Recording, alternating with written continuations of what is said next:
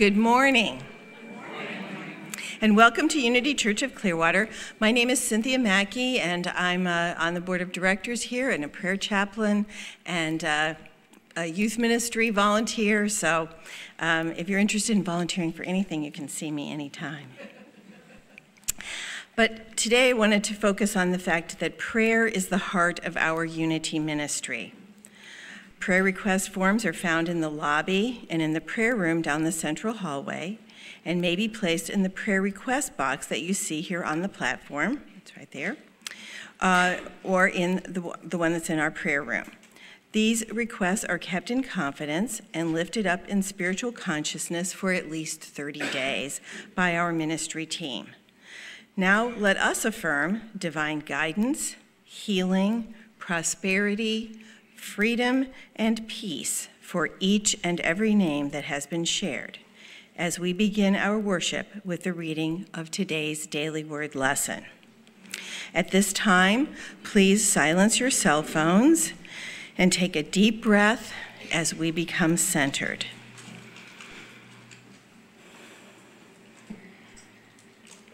Many find God in the silence. Let us be still now for a time and help them in their quest.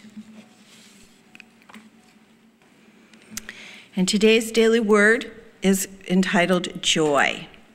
Joy is always just a thought away. Can we say that together? Joy is just a thought away.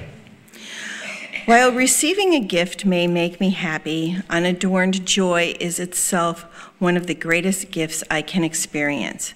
Joy lifts my heart. As I exude happiness, others are lifted up as well. Joy may be quiet, just as the tug at my heart I feel when I see a child happily playing. It may be boisterous, like shared laughter that brings tears to my eyes. Yet all joy is experience of the heart, an experience of God. Joy is always just a thought away. When I'm experiencing stress in my life, I stop to remember my many blessings. I think of kindnesses given and received. My spirits are lifted as I recall the good I have witnessed in so many people, the good I've witnessed in so many people and circumstances. And from Matthew 2, verse 10, when they saw that the star had stopped, they were overwhelmed with joy. And so it is, and so we let it be.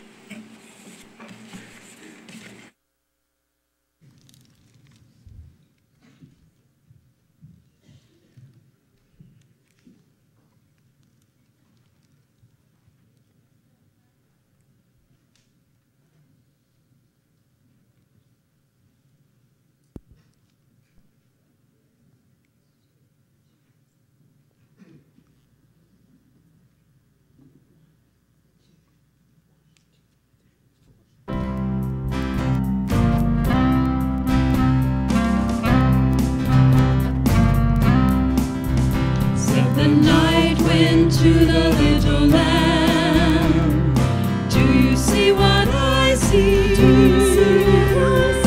Way up in the sky, little lamb, do you see what I see?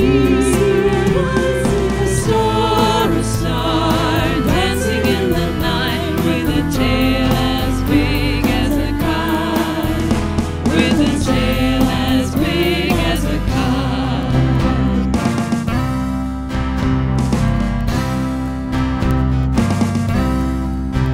Said the little lamb to the shepherd boy, do you hear what I hear?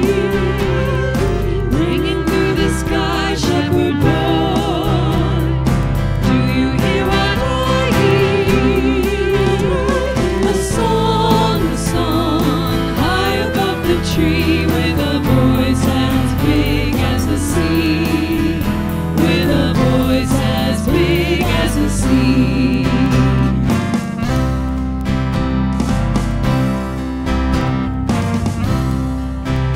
Said the shepherd boy to the mighty king, do you know what I know? In your palace, more mighty king,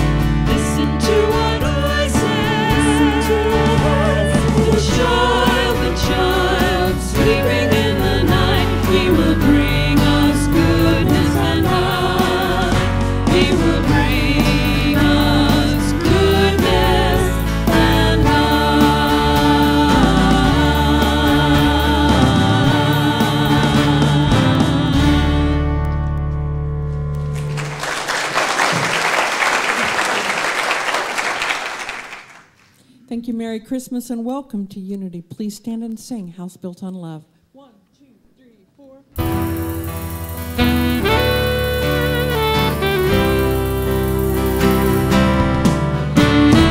This is a place of great power. We are all children of God. We find great strength as a people of prayer. This is a house built on love. This is a place filled with peace. This is a sacred space. We join our voices in glorious harmony. This is a house built on love. Put aside your heavy burdens, be at peace and enter in. Feel the quiet voice of spirit, feel the steady strength of friends. Feeling as you're on a journey and at long last you are home, where your memories surround you when you never be alone.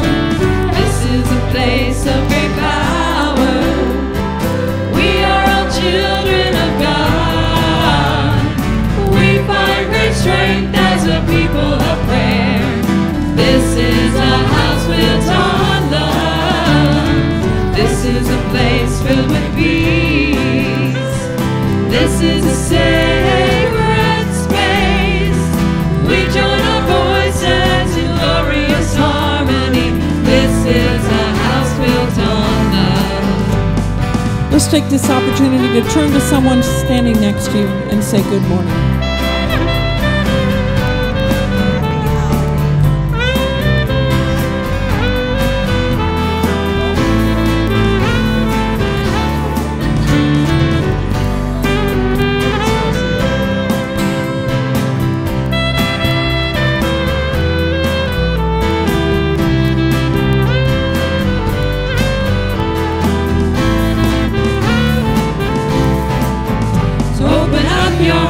Spirit, let your miracles occur.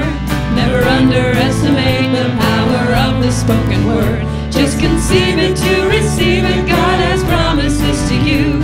There's good that's waiting for you if you only make the room. This is a place of great power. We are all children of God. We find great strength as a people of prayer. This is a house built on love. This is a place filled with peace. This is a sacred space. We join our voices in glorious harmony.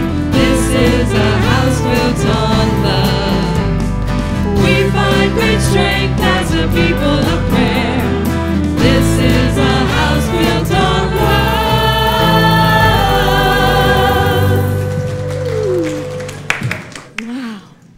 Good morning.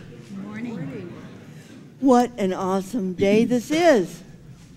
And the microphone is now awakening. Yes. My name is Leddy. I've been here a long time. And I love Christmas at Unity. And I love seeing you here. I know that it's a busy time. And there are many places that you could be today. And you chose to share a part of your Christmas weekend with us as we prepare for the holidays by praying our way into an open space to experience Christmas. It's good to be together. I'm going to ask our light bringers to come forward and then to turn and face our amazing congregation this morning. And as we do so, we're also welcoming our internet congregation. You're always with us in spirit, and I know many of you have come to church in your pajamas, and that's just fine. We're glad you're here. There is no separation in spirit. As we begin this morning, we give thanks for those who are here for the very first time, or maybe it's been a long time since you've been here, and it's time for you to be welcomed home. We have a welcome bag for you. If this is your first time visit, or first time in a real long time, would you give our light bringers a little wave, and they'll find you and bring you your welcome bag. All right, Merry Christmas. Yes, I see you. Oh, great. This is great. We have a saying here that no one is here by accident,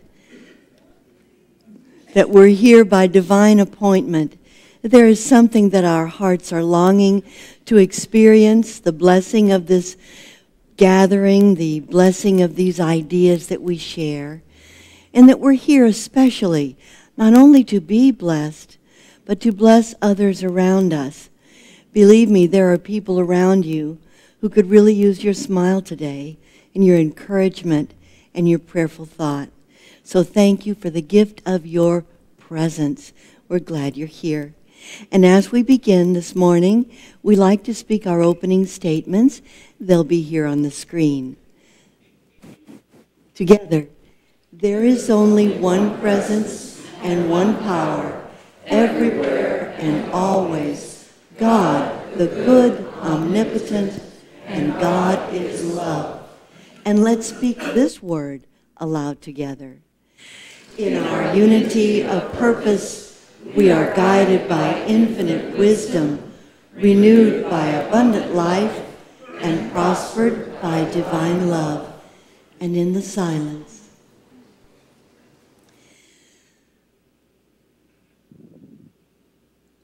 we give thanks that we each discover God in the silence. In this quiet place of prayer, we bring our prayer concerns from all this week, from all this year. Lord, you know what our hearts are longing to understand and to meet in faith. You know. We place in your care and keeping all the prayers of our hearts, and we give thanks for answered prayer, for wisdom for our leaders, for all the candidates, for guidance for the leaders of nations, for peace, fulfillment for our families, for deep healing, for love that heals and shows us the path of light.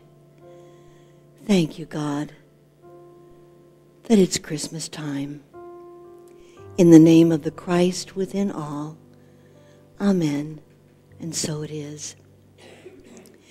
And now let us speak aloud together in our unity tradition, our Lord's Prayer together. Our Father, who art in heaven, hallowed be thy name.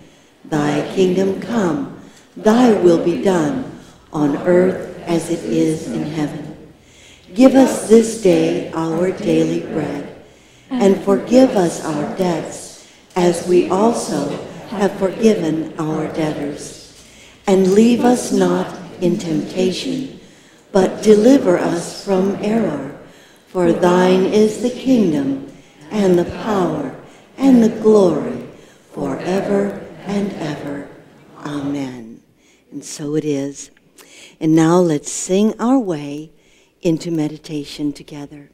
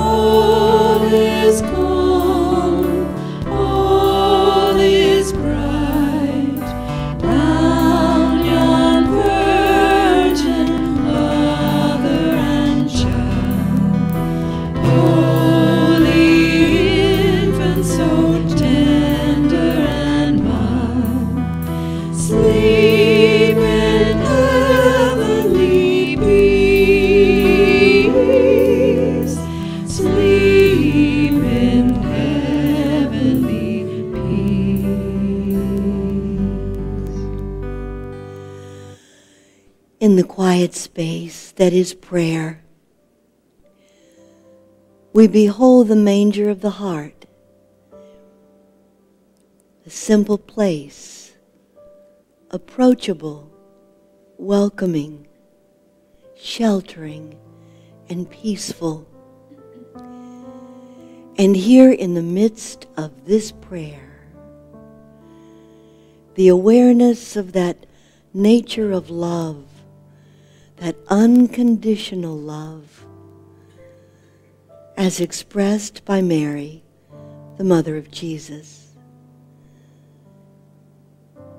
Quiet, peaceful, no judgment, no blame, no regret, no fear,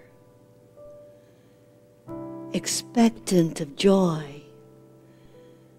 grateful for perfect outcomes. Love, sweet love,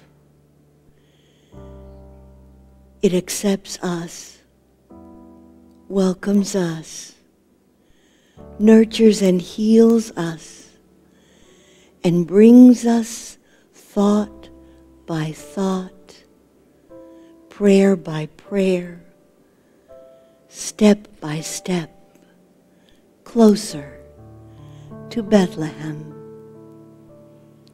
Thank you, God, as we arrive at peace together. And so it is. Amen.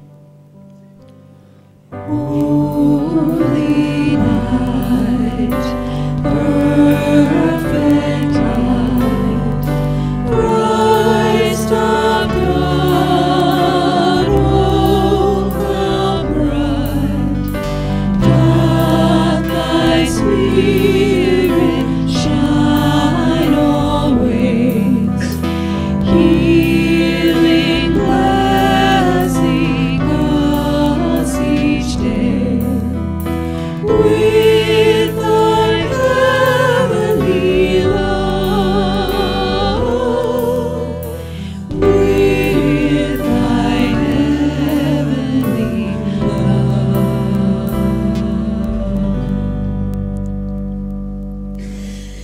In every Sunday lesson, we include Scripture in the form of a responsive reading.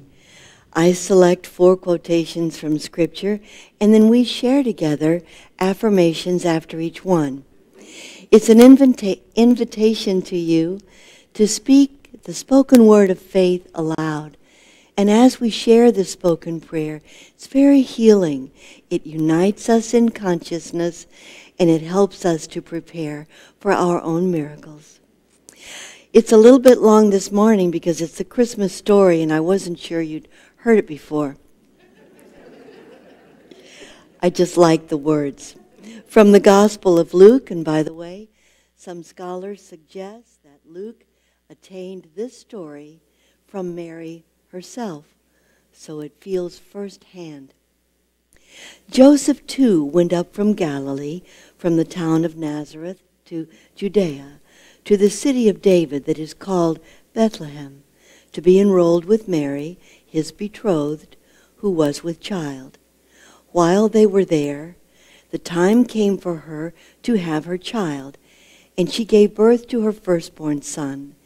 She wrapped him in swaddling clothes and laid him in a manger, because there was no room for them in the inn. Together, Sacred Mother, full of grace, surrender to her dark embrace, for deep inside this winter's night is birthed the coming of the light. This affirmation is taken from lyrics from a song you will soon hear. Also from the Gospel of Luke, the words of Mary, perhaps. There were shepherds in that region, living in the fields and keeping the night watch over their flock. The angel of the Lord appeared to them, and the glory of the Lord shone around them. The angel said to them, "Do not be afraid." Together, unseen guides, bless your light. Set aside the how and why. Restore your soul and rest assured, safely in their keeping. They made known the message that had been told them about this child, and all who heard it were amazed by what had been told them by the shepherds. And Mary kept all these things, reflecting on them in her heart. Together, lullaby, my dearest child, Let the world go for a while. It will spin and make its way gently while you're sleeping. And suddenly there was a multitude of the heavenly host with the angel, praising God and saying, "Glory to God in the highest, and on earth peace." Together, receive this kindness as a prayer. You will find such comfort there. The love divine, her grand design, will breathe us into being. Receive the coming of the light. Enjoy this solstice lullaby.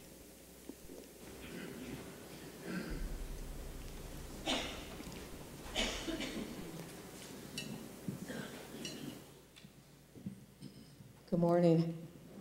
Happy holidays.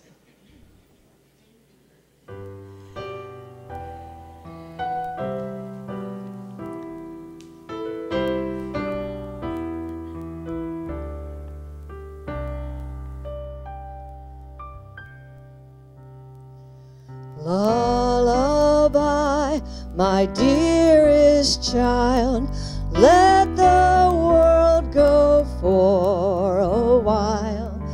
It will spin and make its way gently while you're sleeping.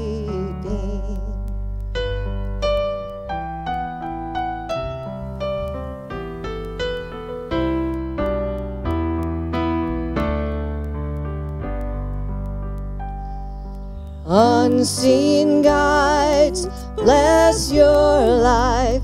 Set aside the how and why. Restore your soul and rest assured, safely in their keeping. Sacred Mother, full of grace, surrender to her dark embrace. For deep inside this winter's night is birth the coming of the light.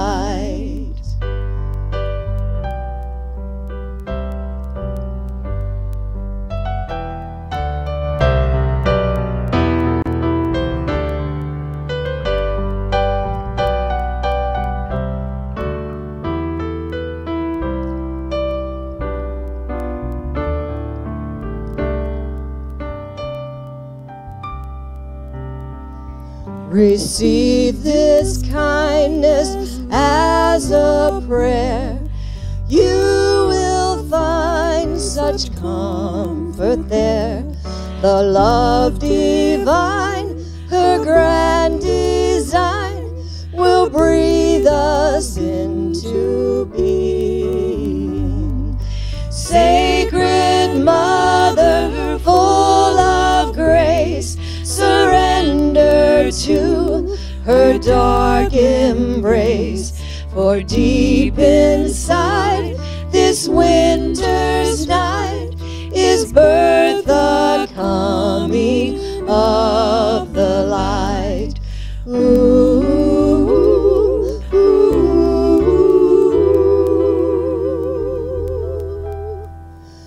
Receive the coming of the light.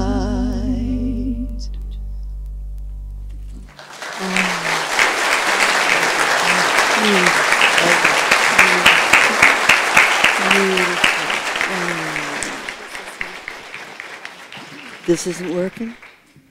Is it on? It's okay, she's my granddaughter. It's on, but is it working now? Is it working now? Is it working now? Yeah. We have a lot to tell you. We have a lot to tell you today. Guess what? It's almost Christmas. I meet that with a mixture of joy and panic. There are 1,000 things to do to prepare for Christmas in the church community. So many things to do. One of the things is wrapping the candles. How many of you, I just want to ask, at some time in your life, have been members of the Catholic faith? Just let me know. See, you love to light the candles, right? That's why we do it. We want you to feel at home. No, we like light, I don't know. You light candles.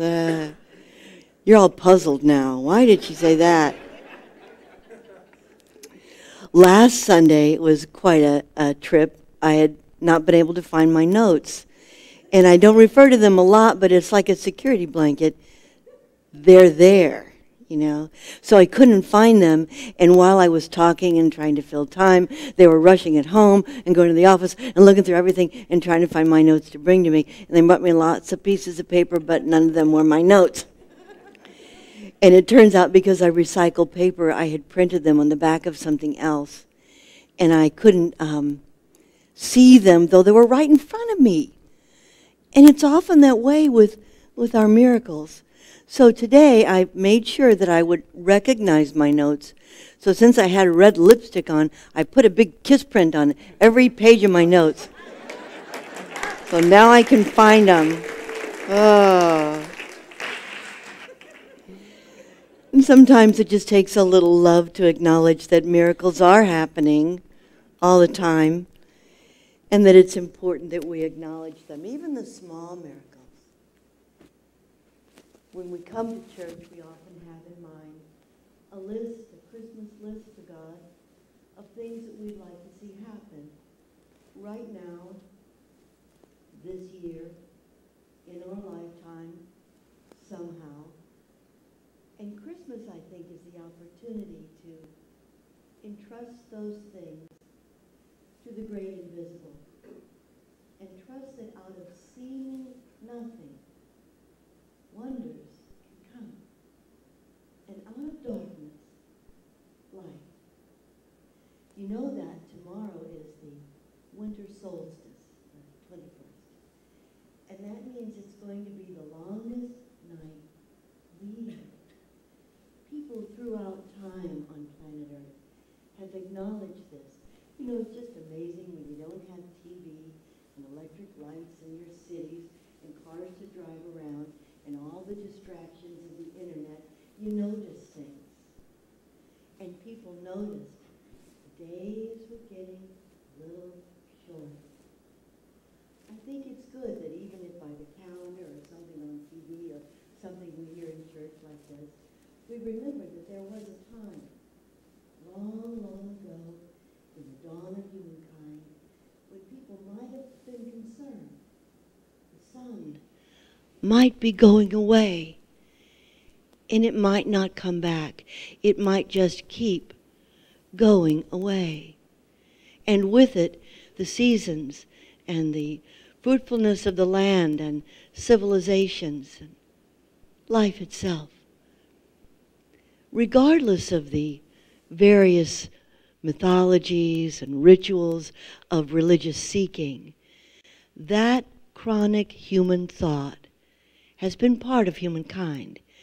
What if things don't get better?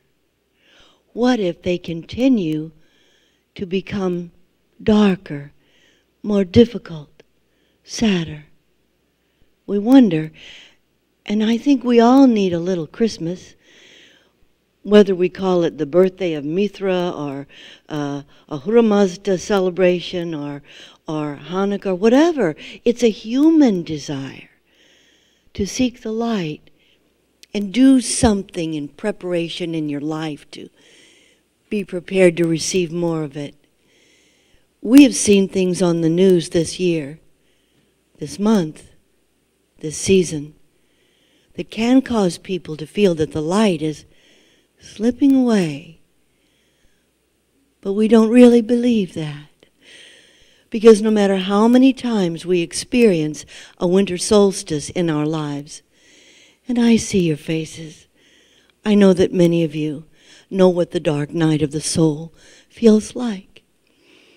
No matter how many times, we still believe in the light, and the darkness never overcomes it.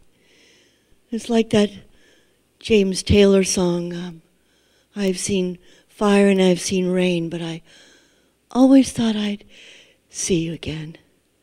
I always think of that song when I speak with parents who miss their children, children who miss their parents, a friend, a sibling, a partner, a love that is no longer with you in person. There's something inside you that cannot die, that always knows the light never really goes away, and you can last through this season again. It's so strange, really, that we find things to fight about. It's such a wonderful opportunity. Humankind has looked upon the winter solstice as a time for solace, a time for renewing faith. All the more reason, the darker it gets, the more you seek the light. That's just humankind. And yet we still find things to fight about. It's awesome. What is that John Lennon song? So now it's Christmas, and what have you done? Well, we've done some odd things. And we get emails, well-meaning and interesting emails, but sometimes based on a little fear. Like, don't put up with it if people say happy holidays to you. Insist on Merry Christmas. Really? I mean, I have got other things, I'm worried about. It's like, you get to be afraid, you don't know what to say. Happy, have a good day. I don't know, But the fact of the matter is that if we hadn't had this religion of Zoroastrianism and so many paths before it that worship the light, then maybe we wouldn't have been ready for Hanukkah, which we had to have, because at the time that Hanukkah happened, the first one, I don't know, a long time ago, it's somewhere in my notes, but I have to look for the lip print and see if I can find it. It was a long time ago anyway. Really okay, 600 years before Jesus or something. A long time. Who's keeping track anyway? It was a long time that the Syriac Greeks had taken over Israel and had put out the everlasting light in the temple. There was a symbol of the presence of God. And they had put up a big statue of Zeus. And no matter what your religion of heart is, I guess it's sort of humanly natural to resist other people's religion. Even though in many ways, we're all trying to say the same kinds of things. It's so strange that we fight over that, because if we get right down to it, the golden rule and seeking after the light is pretty much the core. And if we can focus on that, anyway, in Hanukkah, there was no light in the temple, and worship in the temple was forbidden, and no one could study the Torah. Now remember, Jesus knew the Torah. But if something hadn't happened to reclaim that temple and light that light again, it could reasonably be said, without Hanukkah, no Jesus. Because the whole tradition of the spiritual identity of the children of Israel was being squelched. So we don't have a war with Hanukkah. The only war we really have is with the darkness that we create ourselves and harbor. That's the war. And it's a war that is winnable with a little more light, just a little more light. So when the Maccabees, they were some really tough guys. They took over the temple again and lit the light, but lo and behold, because there hadn't been any worship in the temple and no way to consecrate oil, there was only oil enough for one day. So the big question before the Jewish people at the time was, we only have enough light for one day, and then it's going to go out. And that'll be awful again. So maybe we should hold up and not light the light. It's like not using that perfume that was really good that was given you 10 years ago, and it's still in the bottle. slowly crystallizing into some murky something. Not using the good dishes that were your grandma's, because what happens if one might break? So instead, let's keep them back in the cupboard. You might as well have given them away or broken them all in one great joyous night. Whee! I know I don't know why I said that, and it's not in the notes either. But they decided to light the light of only one day. Now, what if we did that in our lives? Say, well, I don't have enough faith, time, energy, substance, really to celebrate my life and be happy for any period of time. And the message of the ages is saying, light the light you have. Find the joy that you have, even if it be a small thing. And rejoice in that. Because what happened was a great miracle. In fact, that's what it says on the dreidel that is a symbol of the rejoicing at Hanukkah time. It says a great miracle happened one night. A great miracle happened. They lit the light, and lo and behold, the oil lasted for 8 days, the ritual period of time required to create more holy light. What if you use the faith you have, the courage you have, the joy that you have, even if it seems all you can do? Because having stepped forward with that faith, you'll be ready to receive more light. It's not just that happening in the temple, that continuation of the identity, the spiritual and ethnic and cultural idea of the children of Israel that allowed for the birth of Jesus later on because the tribal integrity was retained. It's the consciousness anytime, like right now today, no matter how dark it gets. There's a light in me. In fact, I'm told that if we could be placed, each of us individually, in a very, very dark place, enclosed like a dark closet, with the right instruments of detection, it would be seen that we are still luminous. Our very cells are radiant, and the nucleus of every atom that makes up the body temple and the world is only light. So here we are, so preoccupied with so many things, and all the time, there's light. So I'm happy with Happy Hanukkah, Happy Holidays, Merry Christmas, Happy Ahura Mazda's birthday. That'll surprise the cashiers at Walmart. Happy Ahura Mazda's birthday. They'll think, you go to that Unity Church? I bet you do. So you know that I love poems and good lyrics, and I think you know this one, and no worries, I won't try to sing it. By Queen, Thank God It's Christmas. Oh, my love, we've had our share of tears. Oh, my friend, we've had our hopes and fears. Oh, my friends, it's been a long, hard year, but now it's Christmas. Yes, it's Christmas. Thank God it's Christmas. Let it be Christmas every day. Oh, my love, we've lived in troubled days.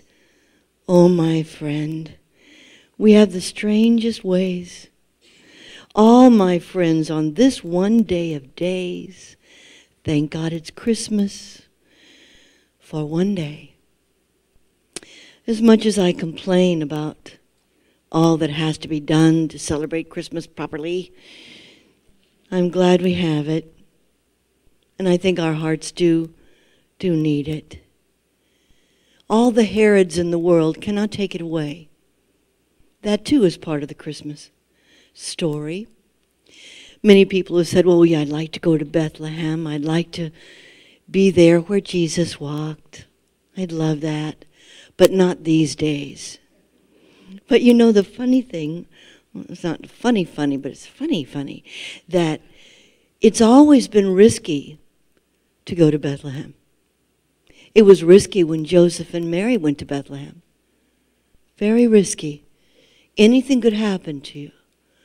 There could be no one to protect you or shelter you. Things haven't changed very much. I like to believe humankind is understanding more, getting better. At least now, we say something when we see something wrong. There's a lot of talking, but in the midst of that, a longing for more light, for more humanity, for more tolerance. Better than tolerance, how about just more love? And not so much to fight about. Our candidates, aren't they wonderful? I think they're all very brave. They're very brave, and they say very mean things to each other. And I don't think they really mean it. I think when we say mean things to each other, we don't really mean it. Last night we were in the parking lot of Pizza Hut, as one does, you know. And somebody that was on their phone and didn't wish to move out of the way just growled at us and shook his fist at us because we were just trying to get past him to the drive-through window, the sacred drive-through window, where the sustenance of the holy bread and pizza awaits. And there he was, this Herod. And I thought, it is silly. So many of the things we argue about, crab at each other about, we're all trying to make things work a little better. And sometimes Christmas kind of pushes you to do a little more than you normally would. And at first there's a little irritation or worry, can I do this? And then you do it anyway. The Bhante Buddhist monk who lives next door had to get to the airport to be at a celebration of life for a Buddhist who had invited 14 monks to come and chant, the wise men coming to that place. And he asked us, can one of you take me to the airport? And our first thought was, oh, we have so much to do. But you know, the very instant Rob said, of course I will, we all felt a lift. So sometimes when life asks you to do one more errand, one more thing, it's trying to bless you. And so you just say, all right, I'll do it. I'll accept the blessing. And then everything gets lighter and better. Everything lifts up. So much to do at Christmas. The angel's message is still the same. Fear not.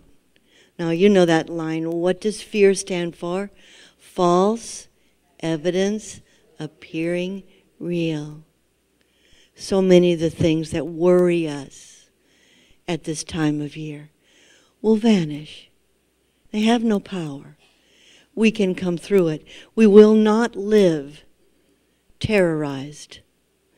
We will not live afraid. Christmas reminds us. We loved placing these beautiful images from the nativity scene that Sue Riley painted. She's a gifted artist, and her work has won first prize at the state fair many times. We had the three wise guys, men, and the and Mary and Joseph. And originally I had put Joseph a little further back, and Sue said he has to be closer because if you look closely, some of the halo from the baby is going over onto Joseph, which seems kind of special, kind of sweet. And it brought back so many memories. You know, St. Francis of Assisi, as far as we know, about 1223, I read that right under the lip print, he invented the first nativity scene because he knew that the childlike mind in all humankind would like to see those characters and really begin to feel closer to Bethlehem. So he created that. And it just took me back in a flash when I read that to the first nativity scene that I got to arrange. And if you have the place in your family ever of being the one allowed to arrange the nativity scene, I think that's like a spiritual sort of a consecration of you, an acknowledgement that you have the priestly mindset, that you care about these spiritual things. Well, my grandparents had not ever had a nativity scene. They were both very poor, and they grew up in the area of Tupelo, Mississippi.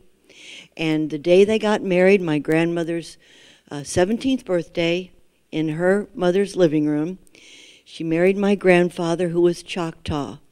He had beautiful maple-colored skin, and she was very fair and freckled. So there was no comfortable way for them to remain in Mississippi. Things have changed, thank God. And they went up to the city, Chicago and then St. Louis, and when I came along, they had learned to celebrate Christmas but hadn't done it very much. When you're working all the time, 6 days a week, sometimes 7, Christmas seems like another work day. My mother told me that one Christmas, she and Uncle Ray were snooping around the house to try to find their Christmas present, because they'd been told this year they were going to get a Christmas present. And they found them all wrapped under their parents' bed, and they snuck in and carefully unwrapped it. It was 2 snowsuits and 2 oranges. So they had to rewrap those and act happy on Christmas. My mother said it was a good lesson. I've learned how to act happy ever since. It can come in handy, you know. That's another sermon, though, right there. But when I was with my grandmother, in those sacred times when you're alone with your grandmother, you get to learn things. And I learned so many things from her nativity scene. I wrote some of it down. It was so really funny because they were kind of decrepit little nativity figures. The manger only had 3 legs, so it had to be propped up against the Mary. And I thought, how like my grandmother. She's always trying to make things work, and there was Mary looking kind of serious. And I said to Grandma, is Mary sad? And my grandmother, in her wise and eloquent way, said, she's had a rough night, honey. I still remember that. Wow. And there was just all these little politically correct things that revealed things about my grandmother. If there were, first we couldn't find the wise men. They were a later addition. And I said, where are the wise men, grandmother? And she said, they already left. She said there was nothing to eat here, so they took off. So I got a strange idea about the wise men there. And because Mary had to prop up the manger with one knee, Joseph was put over here at the side, and he looked sort of puzzled to me, which later made sense when I read the whole Bible story. You know, it was a rough night for Joseph, too. And he was watching the door and what's going to happen next. And then there were shepherds, and one of them was a little boy, and he had a little lamb around his neck, and he would get to stand closer to the actual manger because he was a kid, and he wanted to show Jesus the lamb. We had this whole story. He's coming up and saying, hey, Jesus, you want to see this lamb? You know, and then I would worry because the little plastic baby Jesus was, as my grandmother said in her eloquent, poetic way, naked as a jaybird, except for a little tiny plastic diaper thing. So I took a torn Kleenex and wrapped him very carefully, and, you know, so he would be warm enough. These things took a long time. And the tree itself was an odd thing over the whole scene. The angel was sort of propped up on top of the little manger thing precariously, like she was about to slide off the roof. Because she couldn't touch the ground, she was of a higher place. So there was a lesson in that. My grandmother was a tailor, so she could sew and rearrange anything. And Grandpa would never buy the Christmas tree till Christmas Eve when he could get it for $5. And he would always bring home one with branches on only one side. And Grandma would take her tool set, and being very mechanical, she'd started a Model T Ford with a pair of scissors when she was 12. And I admire her for that. I think Mary was like that. I mean, all of a sudden she's got swaddling clothes. What? She just produced these things. She was very creative. So Grandma would make holes in one side of the tree trunk and move branches from the other side and stick them in this side. And then she did the most marvelous Christmas miracle. She had this stuff called angel hair. And I think it was pure asbestos. It was, because she said, now don't touch your eyes. So my impression was that it was just too holy a stuff to come near you, you know. So she'd stuff that all around the tree, and it would look kind of gauzy and mystical. So there was Mary looking tired, and Joseph looking puzzled, and the shepherds looking tentative, and the angel holding on for dear life, and the wise men over in the back. And often there was one Caucasian and one Asian and one that looked like he was from Africa or India. And grandmother would put him first. And she would say, it's his turn. And later I began to get the feeling for what she was saying. The whole tree was kind of a conglomeration of a bunch of pieces of tinsel and bits of this and that. And then she would say, now. And she'd take my hand back all the way up to the couch, a whole 10 feet. And now squint. And when I squinted at the tree, it was the most beautiful thing in the world. And so ever since then, whenever something seems strange or hard to manage, I just back up a little bit and squint. It's amazing how much better it looks, you know. About a lot of things. We pay too much attention to details, when overall there's a mist of joy around it all, if we let that be. So yes, Christmas, an amazing time. Get your memories while you can. Make some new ones. We look forward to candlelighting service on Christmas Eve, and oh, the preparations for that, and there has to be a special blessing, and there are a whole bunch of different kinds, so you don't know which you're going to get. It's like a fortune cookie that you light.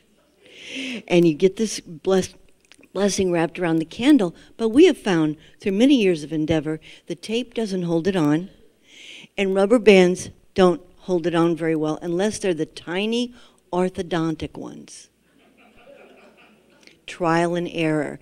The sacred orthodontic rubber bands.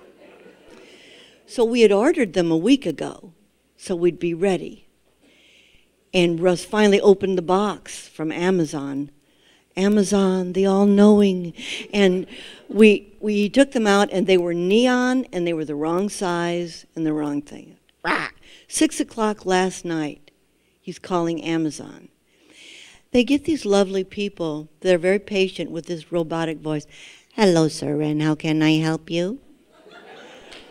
I'm typing in the other room. I'm listening to this. And he goes, well, we've got kind of an issue here. We've got to have 500 rubber bands. And they've got to be this special kind. And he told her what kind they had to be. And we did order, and we got them, but they were the wrong things. So how can we get them when the volunteers are coming on Tuesday afternoon? We have to have these rubber bands. And she said, well, there is no way to overnight that. No, sir, I do not know how I can help you, but I apologize for the circumstance. Is there anything more that I can do for you? And he said, because he's always amiable, he said, a little prayer would help. And then she said in her robotic voice, I can help you in that endeavor. It was like, were you R2-D2? What do we, you know? So the weird thing is, she placed the order. There was no way for it to arrive. He looked up the tracking. It said Tuesday. And then as he watched, it changed to Monday. And this morning, when I stepped outside our front door, this was laying there with 500 perfect little orthodontic rubber bands in it. Wow. I guess don't rule out your miracles. And if you can just add a little prayer, step by step, prayer by prayer, day by day, you get closer to your Bethlehem. James Stillett Freeman, Unity poet, was a friend. He wrote this poem. If every day were Christmas, how different life would be.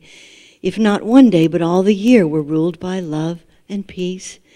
Had we the faith and miracles a child has Christmas morn, each day would be love's manger, and Christ would be reborn in us again to change and heal our outworn wars and ways.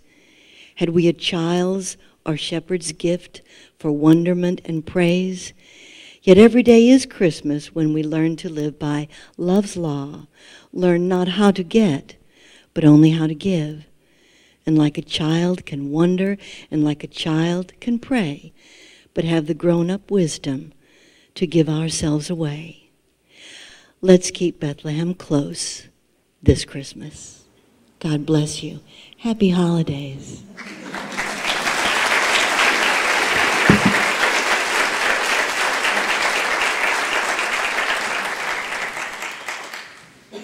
I noticed, too, that when Grandma set up the manger, she said the donkey has to be placed outside, looking in the window. Part of the reason was he only had 3 legs, too, so he had to lean against. And she said, besides, the donkey's a Democrat, and this is a Republican nativity scene. Which I really didn't understand. It was very mystical at the time. We give thanks for our gifts of love and substance. We take them into our hands. It's not the amount, it's the way that we give.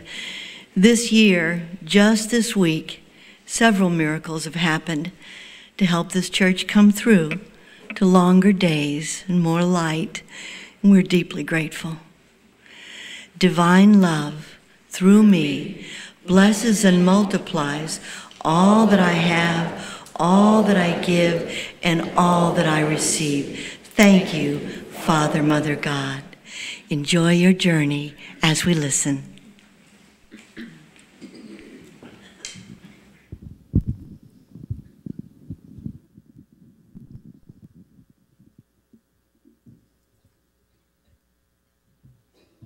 It's that time of year again. Thank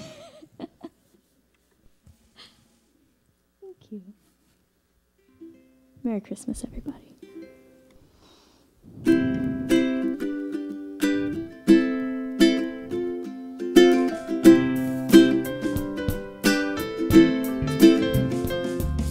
Shepherds and angels and a great big star, wise men who carried their gifts from afar, in a humble stable, tired and worn, with a tiny baby, peace and love was born. We all know the story, but do we know who we are and how we relate to a place that's so far? A town across the world, but in our hearts reborn, there stands Bethlehem, still loving and warm. One more step to Bethlehem, one more step to remembering who I am. On my way, the light in me shines bright and clear, so heavenly.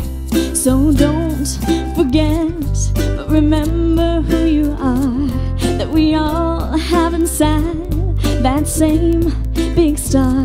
If we use the power to love, not scorn, we can shine like the Christmas trees we adorn. One more step to Bethlehem, one more step to remembering who I am. On my way, the light in me shines bright and clear, so heavenly. Oh, little town of Bethlehem, how still we see thee lie above that deep and dreamless sleep.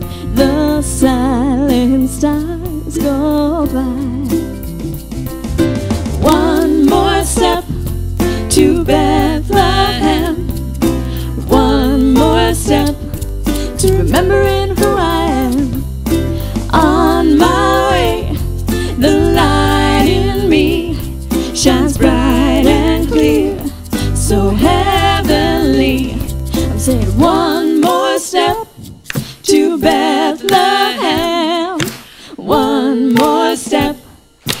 remembering who I am.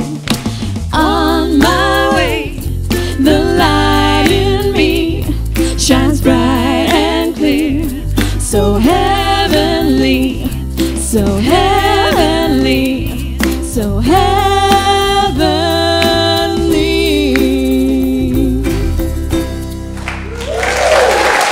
Thank you.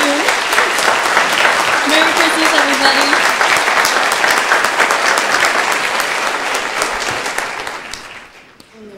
I love that song. That is awesome. Beautiful song.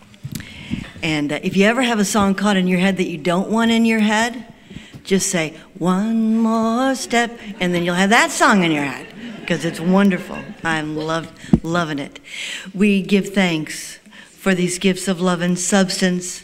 We consecrate them and dedicate them to the glory of God, to the Christ being born within each and every one of us, in the name of the Christ. Amen.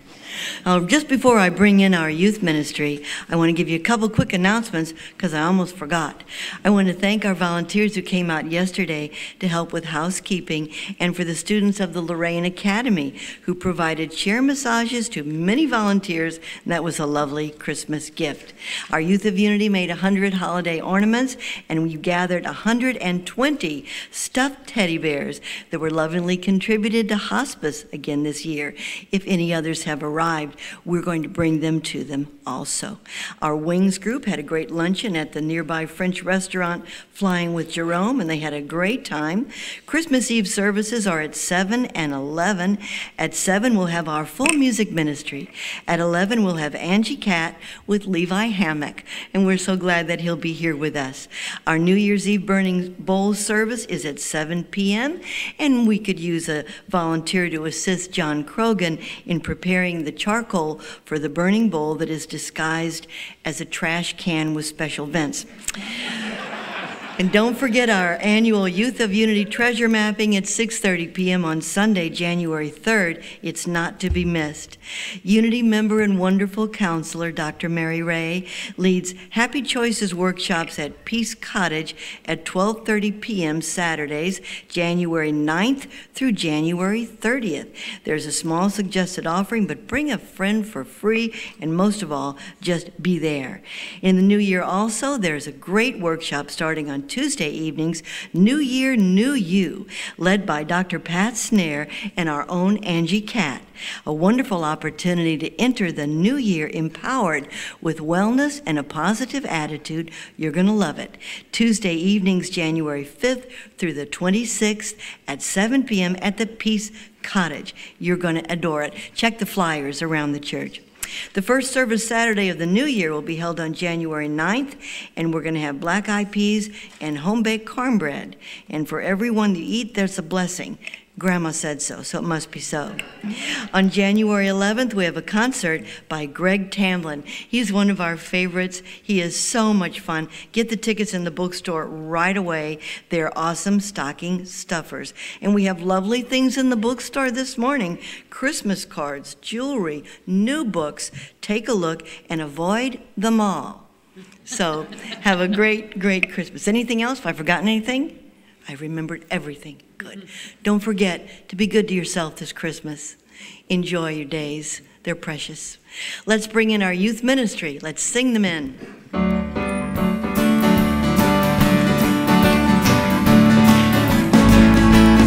This little light of mine, I'm gonna let it shine. This little light of mine, I'm gonna let it shine. This little light of mine, no, I'm gonna let it shine. Let it shine, let it shine, let it shine. This little light of mine, I'm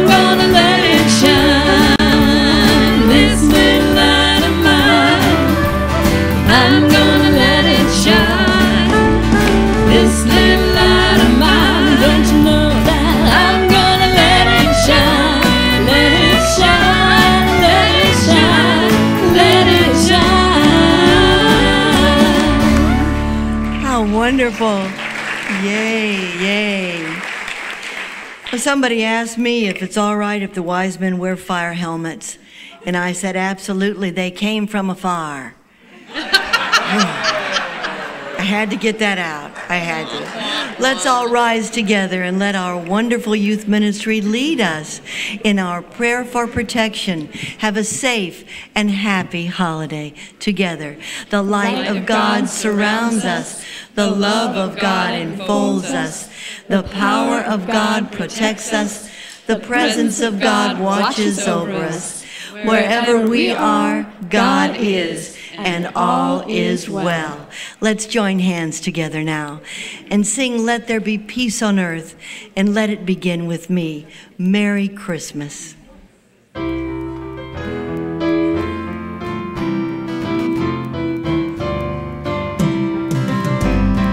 Let there be peace on earth, and let it begin with me. Let there be peace on earth, the peace that was meant to be.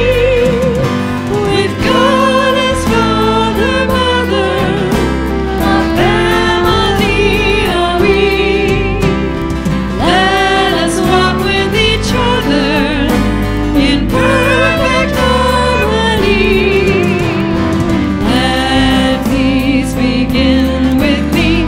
Let this be the moment now. With every breath I take, let this be my joyous vow to take